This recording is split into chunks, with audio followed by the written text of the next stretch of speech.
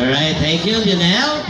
At ang ating pong punong horado ngayong gabi, siya po ay tawag ng Tanghalan, di ba? Tanghalan. Tawag ng Tanghalan 2019 Grand Champion. Batang Gulod Season 3 2025 Grand Champion. 5-star Quezon City 2024 Grand Champion.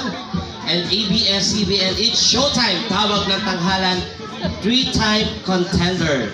GMA 7 TikTok Clock, Tanghalan ng kampiyon. Season 1, 3-time defending champion. Come all the way down from Novaliches, Quezon City, and a former resident of Barangay Villapano, Gumac, Quezon.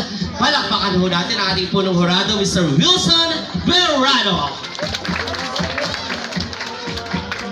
Grabe, napakahusay talaga nito. Inabangan ko sa tawag ng Tanghalan.